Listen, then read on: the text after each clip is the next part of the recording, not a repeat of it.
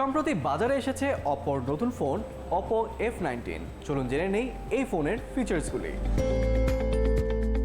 বর্তমান সময়ে ফ্ল্যাগশিপ এবং ফ্ল্যাগশিপ কিলার সেটের চাহিদা বেশি, তবে এর মাঝে মিড রেঞ্জ সেটের চাহিদা কিন্তু কম নয়। তেমনই একটি মিড রেঞ্জ সেটের কথা বলবো আমরা, ওপো F19। চলুন দেখে নেই কি কি আছে এই বক্সটিতে।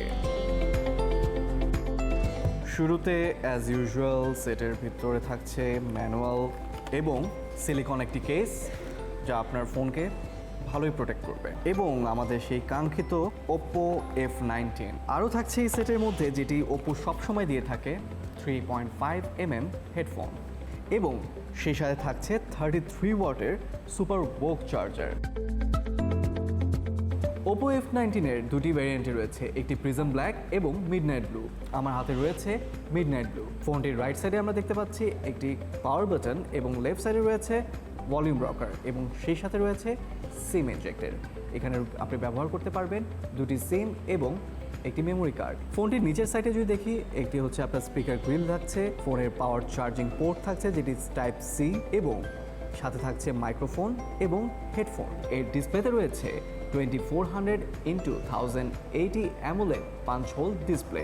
ওপো F19-এর পিক্সেল ডেন্সিটি হচ্ছে 409 PPE, অর্থাৎ ইউটিউব থেকে নিয়ে যে কোনো ওটিটি প্ল্যাটফর্মে আমরা দেখতে পাবো খুবই স্বাচ্ছন্দ্যে।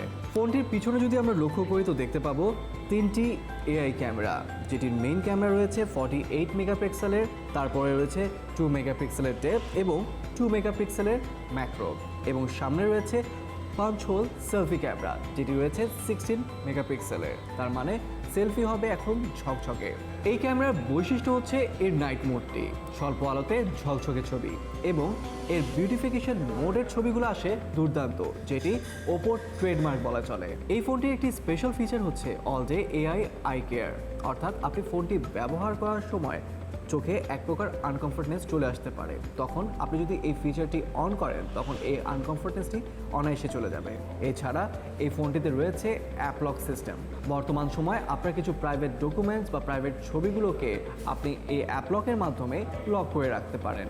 এই স্লিম সেটে ব্যবহার করা হয়েছে 5000 mAh ব্যাটারি, এবং এর চার্জার হিসেবে দেওয়া হয়েছে 33 ওয়াটের ফ্ল্যাশ চার্জার, যার মানে 72 মিনিটে আপনি ফুল চার্জ দিতে পারছেন ফোনটিকে, এবং 30 মিনিটের মধ্যে 54% চার্জ হয়ে যাচ্ছে। সেই সাথে রয়েছে লো ব্যাটারিতে নোটিফিকেশন পাওয়া সুবিধা। এই ফোনটি আমি কিছুদিন ব্যবহার করেছি, এবং এই ফোনটির যে বিষয়টি আমার কাছে ভালো লেগেছে তা হচ্ছে এর প্রিমিয়াম লুক। ফোনটি প্লাস্টিক বিল্ড হলেও এর শাইননেসটি অনেক প্রিমিয়াম, আর ফোনটি ওয়ান হ্যান্ড ইউজার ফ্রেন্ডলি। তবে যে ফিচারটি আমার কাছে একটু নেগেটিভ মনে হয়েছে তা হচ্ছে এর ফিঙ্গারপ্রিন্ট পজিশনটি একটু নিচে, যেটি আরেকটু উপরে হলে ওয়ান হ্যান্ড ইউজারের জন্য অনেক ভালো হতো।